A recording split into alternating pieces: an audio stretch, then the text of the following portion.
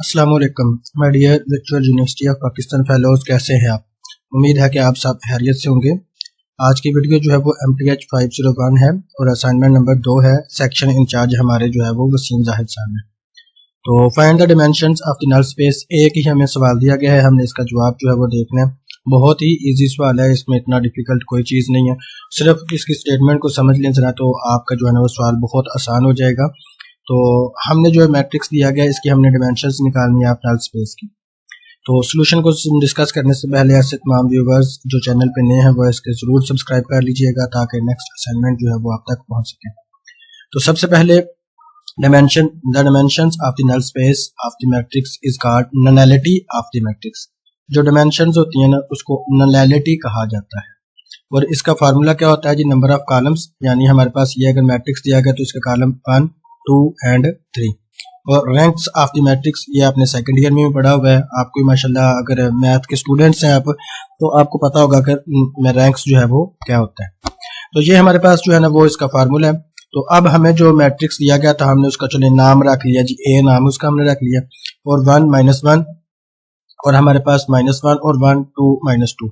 तो हमने इसका जो है ना वो अब इसको 0 और 0 के इक्वल जो है वो हमने रख लिया।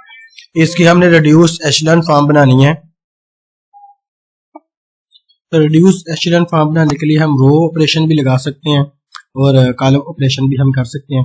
तो बहरहाल यहाँ जो नहायत ही इजी है तो वो हमारे पास रो ऑपरेशन है।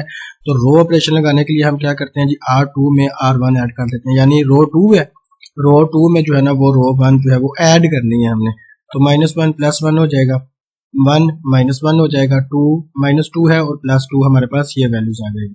तो ये हमने जो है ना वो रो 1 और रो 2 जो है उसको ऐड कर दिया रो 2 में। ये मिलके जो है वो हमारे पास 0 बन जाएगा।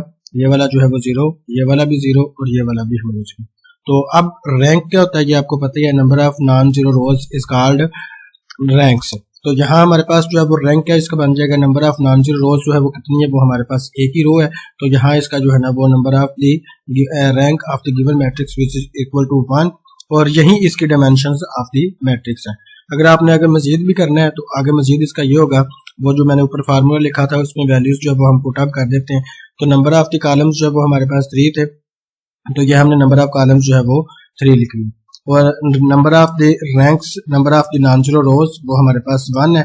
तो अब हमने इन दोनों को जो है वो माइनस करना है। जब इन दोनों को हम माइनस करेंगे तो nullity of the matrix which is equal to number of columns minus ranks of the matrix. तो अब हम इसको जो है वो नंबर ऑफ कॉलम्स इसके 3 थे और रैंक जो है वो हमारा 1 आया था, 3 में से हम 1 निकाल देंगे तो इसकी हमारे पास नलिटी वो हमारे पास 2 आ जाएगी। तो ये हमारे पास असाइनमेंट नंबर 2 थी। तो आप इसको जरूर समझ के कीजिएगा। अगर कहीं भी कोई मसला हो तो आप जरूर बता दीजिएगा। अगर आपको कोई असाइनमेंट चाहिए होगी तो आप मुझे जो है वो मेल कर दीजिएगा, इंशाल्लाह वो आपको जो है ना वो assignment within due date जो है वो आपको मिल जाएगी। अगर किसी को भी असाइनमेंट चाहिए हो तो मुझे मेल कर दीजिएगा, इंशाल्लाह मैं आपको ये असाइनमेंट भेज दूंगा। तो मिलेंगे इंशाल्लाह नेक्स्ट असाइनमेंट वीडियो के साथ। उस वक्त तक के लिए खुदा हाफिज़।